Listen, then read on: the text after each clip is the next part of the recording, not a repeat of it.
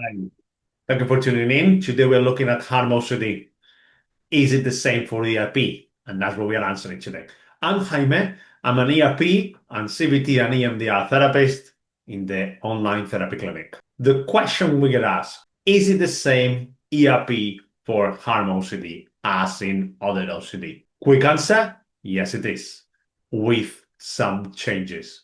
Let's go into it. So when your fear says, what if I hurt someone, or you get an image of an urge to do something, an urge of punching, an urge of stabbing, an image of you attacking someone, then what happens is that this very harm OCD attacks your core values by confusing your thoughts with intentions, right? So it's somehow your value as a human, you wouldn't do it. Otherwise, you wouldn't be suffering, right? So what happens is the thought comes up, your urge comes up, and that intrusion is leading to you believe or understanding that is an intention. So the OCD sounds like, am I going to stab this person? What if I harm someone? And then it leads to, that must mean that I'm not a good person. If I'm having that thought, that means that I'm a bad person. Yet I am a good person. So what happens is that we fall into checking that we are safe of meeting other people are safe around us, we are checking that we haven't harmed anyone, and then more behaviors that comes cognitive mental behaviors, and then physical behaviors, right? So the pattern is the same. So if you think of the video, I'm going to put if you follow in the videos, I'm going to put the video link into description.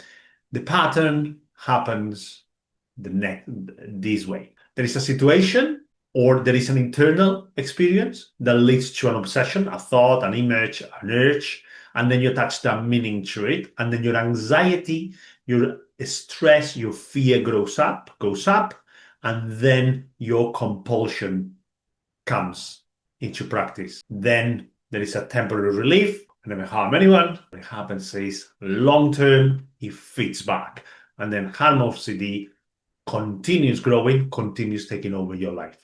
So how does that look with ERP? So ERP invites you to take the opposite, to test your new equation, your new understanding. So the thoughts are just thoughts, the urges are bodily sensations, the meaning are optionals, the choice of what you do is yours, is ours.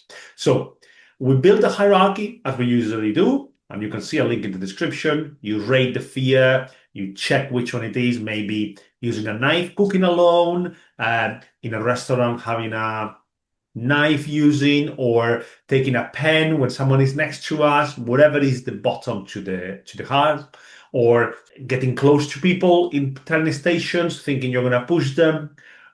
Whatever is your fear, that's what you are looking at, right? We're looking at what are those compulsions, what are the intrusions, and then what we do is with those two lists, we start the exposure.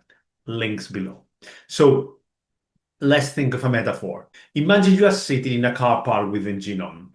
The thought says driving to the wall, and your hands are on the wheel. Your foot is on the brake, you choose not to move. ERP is the skill of sitting with the power and not using the impulsivity. It trains your brain that capacity is not destiny. I'm not sure if that makes sense, but let me explain. So you can stay sitting there. Your thought is, I'm driving the car into that wall or into that people, and then we refuse to neutralize that. So we hold and we stay there because more often than not, we know we ain't doing it. We ain't going to do it. It's the OCD making us feel that we are. So practical stairs, typically people with knife, pushing, assaulting, driving into things, is finding things where that works for you. Maybe the harm may be more of an intended harm, things that you say, things that you might have mentioned. So it's finding all of that. And then three main elements. Three. Window of tolerance. You don't do it, don't underdo it. You want to be in that window of tolerance. I put the video again there. You want to set yourself to success by doing something that is achievable and doable. Okay?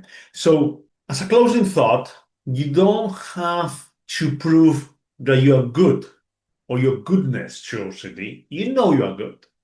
What you need to show is your OCD that you're not responding in the way your OCD wants you to do. So you can cook dinner, you can stay with your friends, you go out and be in a station, whatever, and how long you want. So you're proving your OCD that you don't have to act. You are a good person. You know it. You would otherwise this house wouldn't disturb you so much. Hope that's help. And like us, subscribe us, comment, and we'll see you in the next video. Thank you very much.